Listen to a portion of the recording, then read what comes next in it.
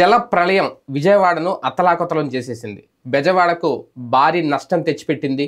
ఈ కష్టాన్ని పోడ్చడం ఇప్పట్లో సాధ్యమయ్యే పనేనా?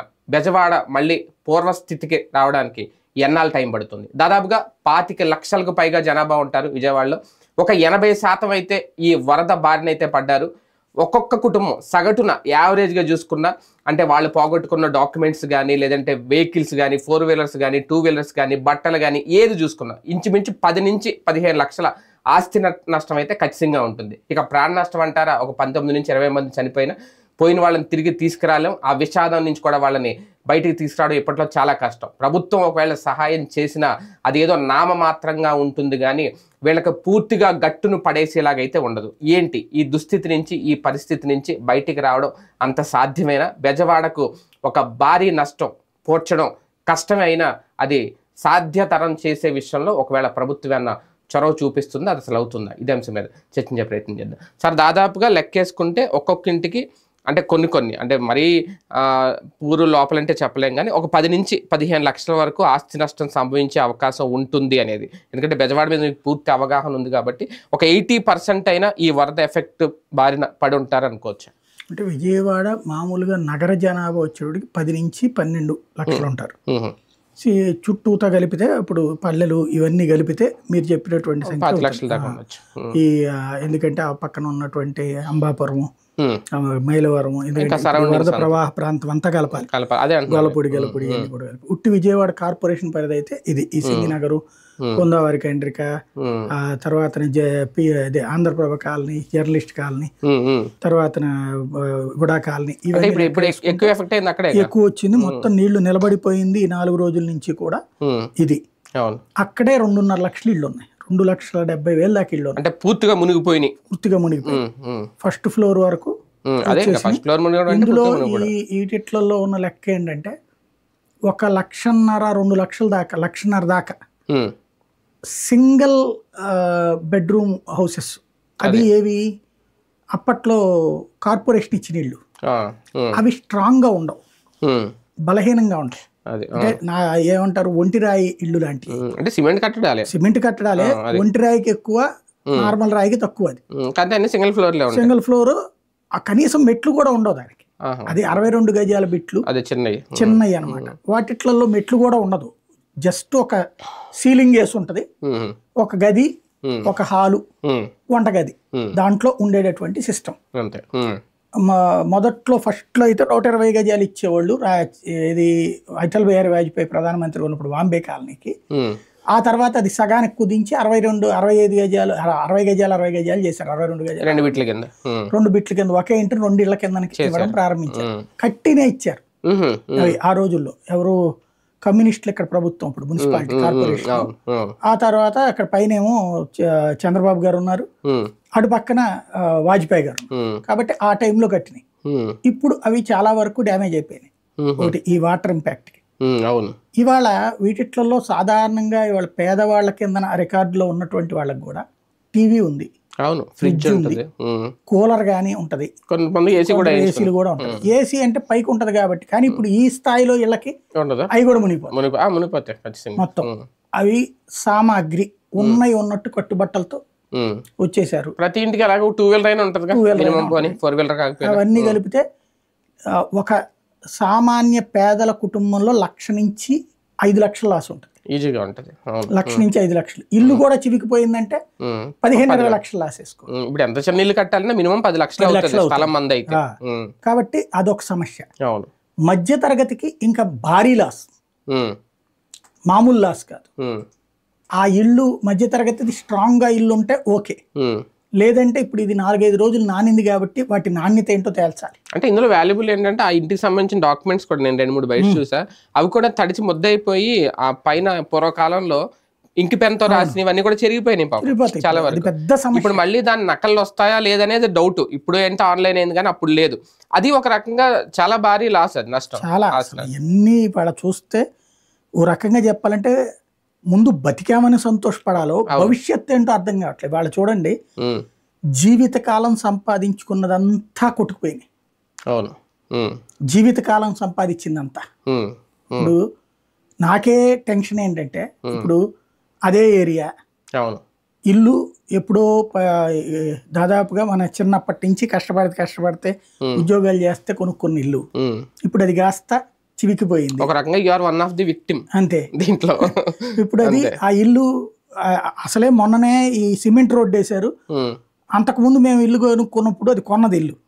మేము కొన్నప్పుడు అది డౌన్ లో అది పైకి ఉంటది, 5 అడుగుల ఎత్తుకుంది. అవును అవును. అదే ఎక్కువ అనుకున్నాం మేము. అంటే 6 మెట్లు ఉండే మా కిందకి, అంత ఎత్తులో ఉన్నాం అనుకున్నాం. బాగా కట్టాడు అనుకున్నాం. మా చుట్టుపక్కల వాళ్ళు ఇంకో 4 అడుగులు ఎక్కువ కట్టుకున్నారు, 10 అడుగులు అనుకున్నాం. సరే వాళ్ళతో పోల్చుకుంటే మనది డౌన్ లో ఉందిలే అనుకున్నాం. ఈలోపు తార్ రోడ్డు వేసినప్పుడు రోడ్డు కరెక్ట్ గా సమంగా ఉండేది మాది, వాళ్ళది పైకి ఉండేవి, మాది సమంగా రోడ్డుకి ఆనుకున్నాం. మొన్న మధ్యన జగన్ దిగిపోయే ముందు సిమెంట్ రోడ్లు వేశారు అన్ని మా ఏరియా ఇంటీరియా. ఆ సిమెంట్ రోడ్డుకి మాది 2 అడుగులు కిందకి దిగింది. సిమెంట్ రోడ్ ఈజీగా 5 ఇంచెస్ పెరిగింది. అదే అనుకున్నాం.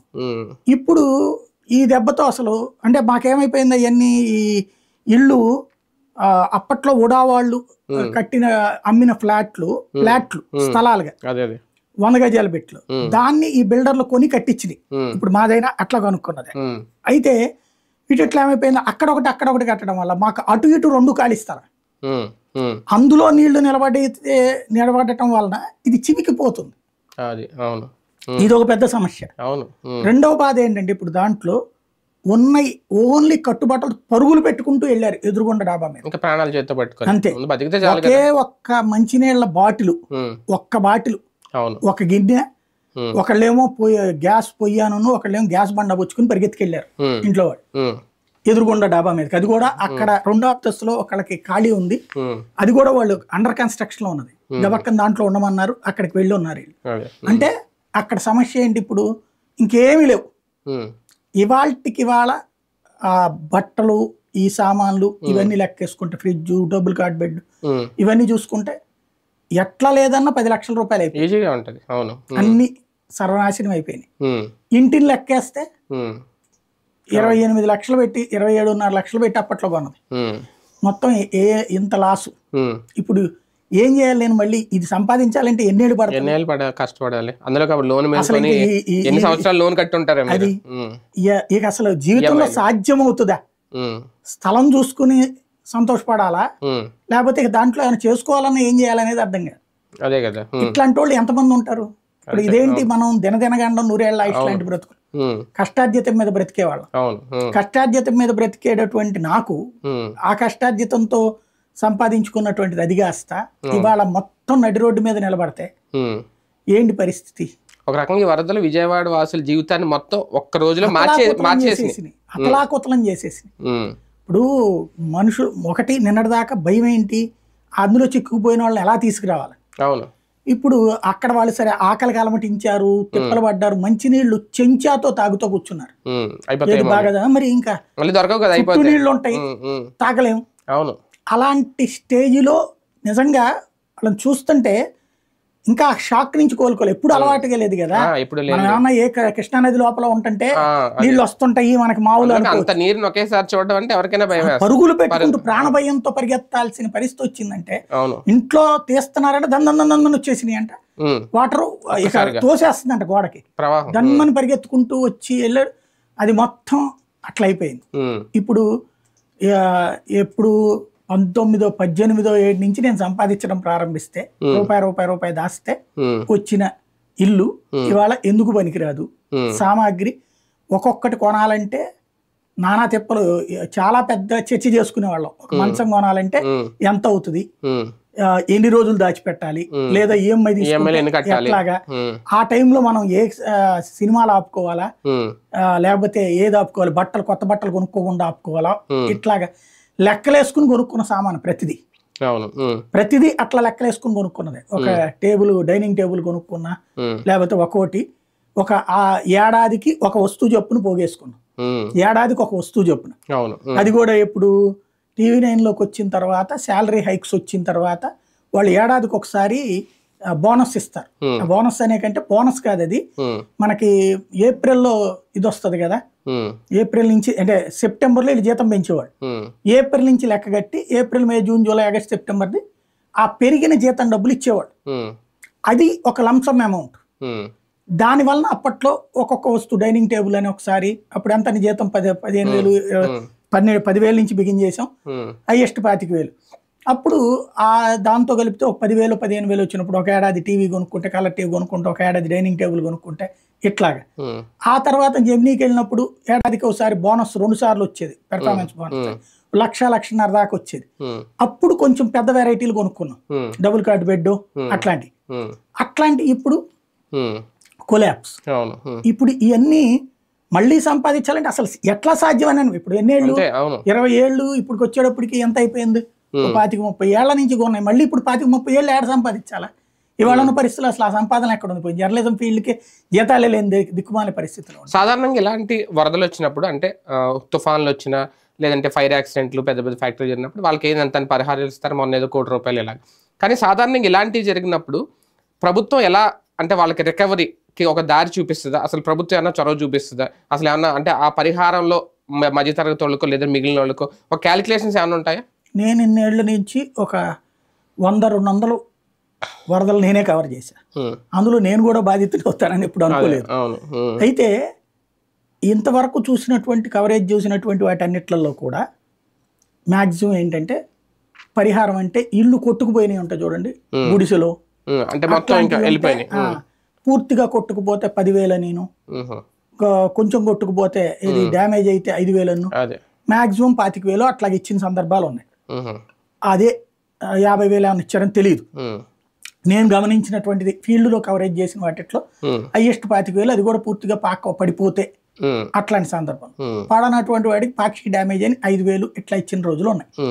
అంతే. వస్తువుల గురించి ఎవరు అయితే గీతే 2 తెపాళాలను 2 బిందులు ఇస్తారు, అంత మించి ఏముండదు. అది ఎవరికి లేబర్కి ఇస్తారు కానీ మధ్య తరగతి తీసుకోరు కదా, ఇచ్చేది ఉండేది కాదు కదా. బేసిక్ గా అయితే గీతే ఒక నెల రోజులకి సరిపడి నిత్యావసర వస్తువులు. ప్రస్తుతం జరిగేటటువంటిది ఎక్కడైనా ఎప్పుడైనా అంతే. ప్రభుత్వాలు అంతకు మించి ఏం చేయగలుగుతాయి? ఇన్సూరెన్సులు ఇళ్లకు ఉండవు కదా, ఇళ్ళకేం ఇన్సూరెన్స్ ఇంట్లో సామాన్య బాబు గారు అన్నది ఆ వెహికల్ సంబంధించి ఎన్ని ఇన్సూరెన్స్ క్లెయిమ్ చేపిస్తాం, వెహికల్స్ కి ఇన్సూరెన్సులు అది మనం ఆటోమేటిక్ అది ప్రభుత్వం అయితే గితే తొందరగా ఏంటి అని చెప్పినా వాడు మేము చూసుకుంటామని మాకు తెలుసు అంటారు వాడు. దాంట్లో మళ్ళీ రేపు పొద్దున గాడ్ అదేదో ఉంది కదా, యాక్ట్ ఆఫ్ గాడ్ లాంటివి చెప్పారంటే దిక్కుమొక్కు కూడా ఉండదు అది. కాబట్టి అదంతా మళ్ళీ చర్చించుకోవాలి, చాలా పెద్ద తతంగా ఉంటది అది. దాంట్లో ప్రభుత్వం చేసేది ఏం లేదు, ప్రభుత్వంగా ఏమి ఇస్తారు అనేది చూడాలి. ఇప్పుడు వీటిలో పరిహారం ఏం చేస్తారు అన్నటువంటి. అంటే ప్రభుత్వం ఇస్తుందా నిజంగా అందరికీ? ఏమన్నా ఈ 5,000 10,000 అంటే అవి పెద్ద ఎవరికి ఉండదు. అది ఇచ్చినా దాని మీద చాలా భారం కదా. అవునా? భారమే. 2 లక్షల 2.5 లక్షలు అంటే 3 లక్షలు వేసుకోండి, 3 లక్షల మందికి తలా 10,000 ఇస్తే ఎంత అవుతుంది? అసలు ఎక్కడ సాధ్యం అవుతుంది ప్రభుత్వానికి? ఇప్పుడున్న ఈ బడ్జెట్ల కథలో మాక్సిమం ఇవ్వగలిగితే 10,000 ఇస్తుందేమో. అది కూడా 10,000 రూపాయలతో ఏం చేయాలి అక్కడ? ఇప్పుడు ముందు నాకు తెలిసి ఆ మట్టి గిట్టి పీక్కోవడానికే పడుతుంది అందులో డబ్బులు. ఇప్పుడు ఆ క్లీన్ చేయించడానికే ఎంత అవుద్దో తెలియదు. ఇప్పుడు ఇంట్లో పేరవాళ్ళతో సహా ఏ సామాను పనిచేయవు. ఇప్పుడు చూడండి అక్కడ చాలా మంది ఇంటి బయట పడేస్తుంటే గొట్టలు. ఇప్పుడు ముందు ఏంటంటే కార్పొరేషన్లో బోల్డ్ అని వెహికల్స్ తెప్పించి ఇవన్నీ తీసుకెళ్లి ఏ డంపింగ్ యార్డ్లో పడేయాలి అది చూడాలి. డంపింగ్ యార్డ్లు కూడా నిండిపోయి ఉంటాయి. అంతే కదా. ఇప్పుడు ఇదో పెద్ద అసలు నిజంగా చెప్పాలంటే కోలుకోవడానికి ఎన్నాళ్ళు పడద్దో తెలియట్లేదు ఈ వ్యవస్థ అంతా, వ్యవహారం అంతా. అంటే పూర్వస్థితికి రావడం అనేది ఇప్పట్లో అన్న సాధ్యం అవుతుందా బెజవాడ? అసలు డబ్బులు సాధ్యం అవుతుందండి. ఏది వాడింటి వరకు డబ్బు లేనటువంటి వాడికి, మధ్యతరగతోడికి మళ్ళీ ఒక కళలు ఛిద్రమైపోయింది, భవిష్యత్ ఛిద్రమైపోయింది, జీవితం ఛిద్రమైపోయింది. అది అంటే ఒక ఇదనే కాదు, ప్రభుత్వ ఆస్తులు కూడా ఒక రకంగా చాలా చోట్ల రోడ్లు కొట్టుకుపోయినాయి ఆ బుడమేరు వాగు ప్రవాహం వల్ల. ప్రభుత్వానికి కూడా ఇప్పుడు భారీ నష్టమైన చెప్తున్నదే. ప్రజలు నష్టపోయారు, ప్రజలది కోలుకోలేవడమే ఎన్నేళ్ళు పడుతుందో తెలియదు. ఇక ప్రభుత్వానికి నెలల్లోనే చేయగలుగుతుంది, డబ్బులు ఉంటాయి, దానికి ప్రాబ్లం ఉండదు. ఇప్పుడు హైవేస్ ఉందనుకోండి, వీళ్ళకేం సంబంధం లేదు, సెంట్రల్ గవర్నమెంట్ చూసుకుంటుంది. ఈ రోడ్లు ఉన్నాయి, ఇవి ఖచ్చితంగా ఈ ప్రభుత్వాలు వేయాలి. ఎట్లాగో ఇదేదో వేస్తానన్నారు కదా పీపీపీ కింద, అవి వేపిస్తారేమో తెలియదు. ఇక చాలా మంది బెజవాడ అంటే ఒకప్పుడు హైదరాబాద్ ను ఎలా సేఫెస్ట్ సిటీ అనుకున్నారు, బెజవాడను కూడా అలా అనుకున్నారు. ఇప్పుడు అలాంటి వాళ్ళకి ఒక థ్రెట్ క్రియేట్ చేసిందా ఈ వరద? రేపటి రోజు మీద అంటే బెజవాడ వాసులకే కాదు, బెజవాడ నమ్ముకుని ఉన్న వాళ్ళకి కూడా రేపటి రోజు మీద ఆశ లేకుండా చేసిందా? బెజవాడలో ఒక్క కృష్ణలంక లోపల, కృష్ణానది లోపల ఉండేవాళ్ళు మాత్రమే టెన్షన్ పీపుల్ ఇదివరకు, ఒకప్పుడు. లేదా కాలవ గట్లు ఉన్నటువంటి వాళ్ళు. ఇవన్నీ ఏంటంటే ఆక్యుపైడ్ ప్లేసెస్ అయ్యి అంతే, పట్టా భూములు అంటే ఆక్యుపై చేసుకున్నాక ఇలా గొడవలకి పట్టాలు ఇచ్చారు అంతే, అంతకు మించి ఏం లేదు. మిగతాదంతా సేఫ్టీనే. అవును. అయితే గీతే వరద నీళ్ళు వస్తే ఇంటి ముందుకు వచ్చినాయి, ఇట్లాంటిది ఏది వర్షాలకు ఆగిన నీళ్లు ఇంతే తెలుసు.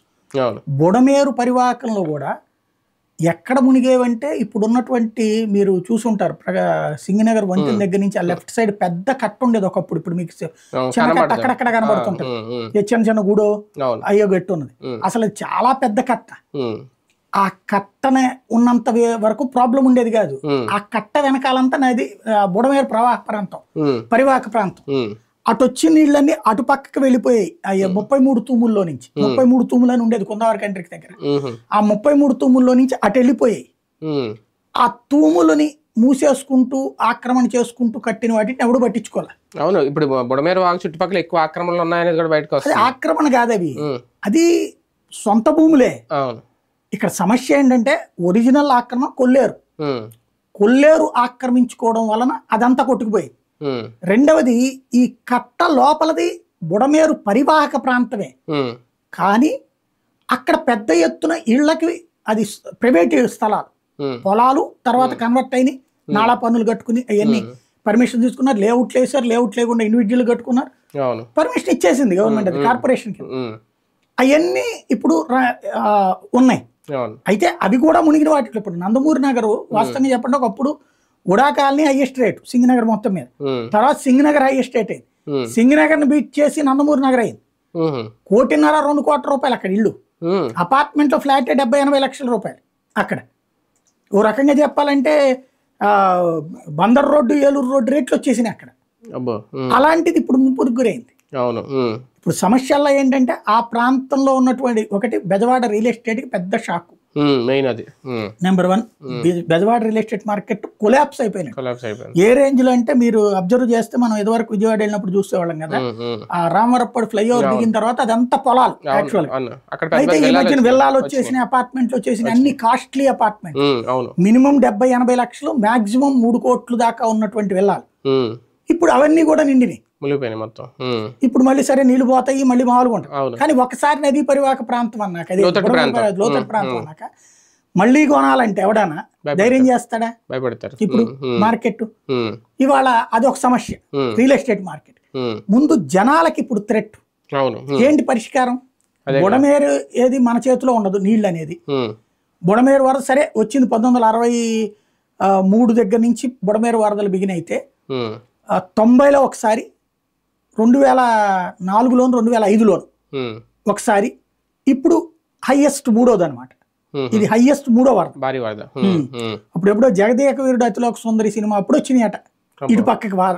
ఎందుకంటే నేను అక్కడ ఒక అతను చెప్తున్నాడు అనమాట, అప్పుడు ఆ వరదల్లో మేము చూసిన హైయెస్ట్ వరద అదేనండి, మళ్ళీ ఇదేనండి అని.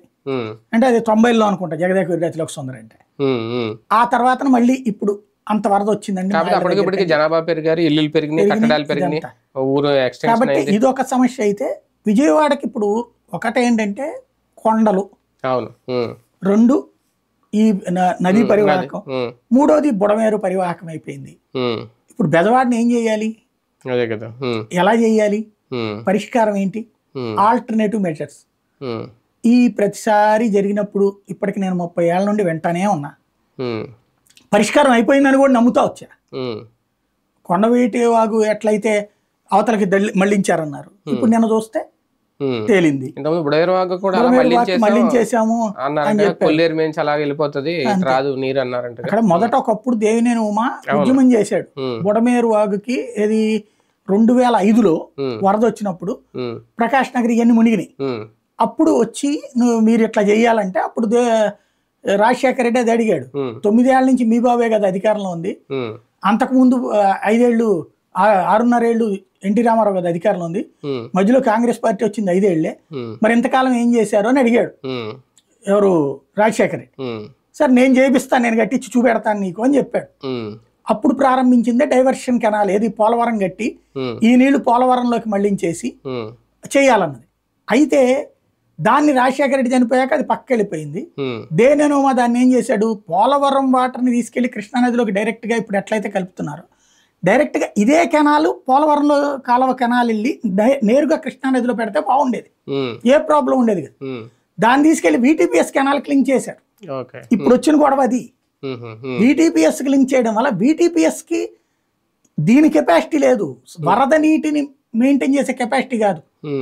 అది లోపలికి జస్ట్ VTPS ప్లాంట్లోకి ఒక కాలంలో నుంచి నీళ్లు రావాలి, ఒక కాలంలో నుంచి బయటికి వెళ్ళాలి. ఒక రకంగా చెప్పాలంటే 10 అడుగులకి ఎక్కువ, 15 అడుగులకి తక్కువ కాలువ అది. దాంట్లోకి తీసుకొచ్చి ఈ వాటర్ పెడితే ఎట్లా నిలబడుతుంది? ఇది దగ్గరగా కనీసం ఒక 30-40 అడుగుల కాలువ. యాక్చువల్గా ఈ పోలవరం కాలువ చాలా పెద్ద కెపాసిటీ. అదే కెపాసిటీ ఎండింగ్ దాకా తీసుకెళ్ళాలి. డైరెక్ట్ గా పోలవరం కెనాల్ మధ్యలో ఆయన చచ్చిపోయాడు, ఆగిపోయింది పోలవరం కాలువ. దాన్ని ఇప్పుడు పట్టిసీమ తర్వాతనే వీళ్ళు పట్టిసీమ పథకం అని చెప్పేసి ఆ పోలవరం కాలువ ఎక్స్పాన్షన్ చేసేసామన్నారు. తీసుకెళ్లి ఎక్కడ కలిపారయ్యా అంటే దాంట్లో కలిపారు. అది కాదు, VTPS లో కాదు కలపాల్సింది, డైరెక్ట్ గా పోలవరం కాలువే అంతే లెవెల్ విస్తీర్ణంతో కృష్ణానదిలో కలిపి ఉంటే అసలు ఈ గొడవ వచ్చేది కాదు. అయినా కృష్ణానదిలో అది ఎక్కడ ఉంటుంది? అది నిండుగా ఉంటే కృష్ణానది ఎక్కడికి వెళ్తుంది? అదే కదా. నిన్న వచ్చిన గొడవలో అదొకటి. ఈ వాటర్ అట్లా పంపించాలంటే కృష్ణానదిలోకి వెళ్ళాలి. కృష్ణానదే 11 లక్షల కెపాసిటీ వాటర్ లో ఉంటే ఇది ఎక్కడికి వెళ్ళాలి? రెండవది ఇటు పక్కన సెటరైట్ చేయాలి. ఏది ఈ 33 తుమ్ములు వీటికి సంబంధించి కొల్లేరులోకి వాటర్ పోయేటటువంటి సిస్టమ్ ఉండాలి. ఈ రెండింటికి తోడు ఇంకొక ప్రమాదం ఎట్లా వచ్చిందంటే, ఇప్పుడు నిన్న ఈ వాటర్ ఇన్ని రోజులు స్టాగ్నేట్ అవ్వడానికి కారణం, 4 రోజులు స్టాగ్నేట్ అవ్వడానికి కారణం ఎవరు కనిపెట్టలేదు అక్కడ. ఇప్పుడు మీకు ఆ వెలగలేరు రిజర్వాయర్ ఓపెన్ అయ్యాక నీళ్ళు వచ్చినాయి ఇది చెప్తున్నారు. సరే దాని గేట్లు అంటే బుడమేరు గేట్లు ఉన్నాయని ఆయన అడిగాడు. బుడమేరు కాదు ఆయన చెప్పింది వెలగలేరు. అదే సందర్భంలో బుడమేరు కాల్వ వెలగలేరు గేట్లు ఎత్తడం వల్ల అది ఎత్తి 13 ఏళ్ళు అయింది వరకు ఎప్పుడు ఎత్తలా. ఈ వాటర్ ఫ్లో ఒక్కసారిగా వస్తుంది, ఒక్కసారిగా వెళ్ళిపోద్ది. అయితే గీతే నీళ్లు మోకాళ్ళలోకి వస్తాయి అంత ఉంటది. ఎక్కడ ప్రాబ్లం వచ్చిందంటే మీకు ఇప్పుడు కాజా ఉంది కదా, నాగార్జున యూనివర్సిటీ దగ్గర కాజా దగ్గర టోల్ గేట్ ఉంది కదా, అక్కడ రోడ్డు వేస్తున్నారు కదా, కృష్ణానది మీదుగా ఇటు గన్నవరం దగ్గరికి వెళ్తుంది కదా, ఇంకొక హైవే సబ్ హైవే కదా అది. దానికి 8 అడుగులో 10 అడుగులు ఎత్తునో అది రోడ్డు వేశారు. అది చాలా స్ట్రాంగ్ గా ఉంది. ఇప్పుడు ఈ మన నందిగామ దగ్గర రోడ్డు కొట్టుకుపోయినట్టు ఇది కొట్టుకుపోలా ఈ వరదల్లో. నందిగామ దగ్గర కృష్ణానది వరద కొట్టుకుపోయింది, బుడమేరు వరదకి ఇది కొట్టుకుపోలా. ఇది చాలా స్ట్రాంగ్. ఎవడో కానీ వాడు కట్టినటువంటి కాంట్రాక్ట్ అభినందించాలి, చాలా స్ట్రాంగ్ ఇది. దాని వలన వాటర్ అటుకెళ్లేది ఎదవరకు ఈ పొలాల్లోకి వెళ్ళిపోయేది. పొలాల్లోకి వెళ్ళే ప్లేస్ లేదు ఇది కట్టేయడం వల్ల, ఆ రోడ్డు వేసేయడం వల్ల. అందువల్ల ఇక్కడే స్టాగ్నేట్ అయింది. నిదానంగా నీరు పల్లం ఎరుగు నిజం దేవుడు ఎరుగు అన్నట్టు నిదానంగా వెళ్ళడం వల్ల వచ్చింది ఈ సమస్య. అందువల్ల స్టాగ్నేషన్ ఎక్కువ నడిచింది. లేకపోతే కనుక 40,000 క్యూసెక్కులు ఒక రోజు మాక్సిమం ఉండుండే. ఇప్పుడు 4 రోజులు ఉండటానికి కారణం ఏంటంటే ఆ రోడ్డు వేయడం వల్ల. దానికి అది రోడ్డు వేయడం గురించి ఆలోచించారు కానీ అసలు బుడమేరు పరివాహకం ఇట్లాగవుతుందని ఎవడు ఆలోచించాలి. అదే కదా. ఇప్పుడు దానికి ఒక కొత్త మార్గం ఆలోచించాలి. రైట్, చూద్దాం. మొత్తానికి బెజవాడకు ఒక భారీ కష్టాన్ని అయితే తెచ్చిపెట్టింది ఈ జల ప్రళయం. త్వరగా కోలుకోవాలని ఆశిద్దాం. పోడ్చలేని కష్టమే. ప్రభుత్వం కూడా తన వైపు నుంచి ఎంతవరకు సాయం చేస్తుంది, ఆ సాయం ఎంతవరకు ఎంతమందికి ఉపయోగపడుతుంది, ఇవన్నీ నుంచి రేపటి నుంచి వేచి చూడాల్సిన అంశాలు.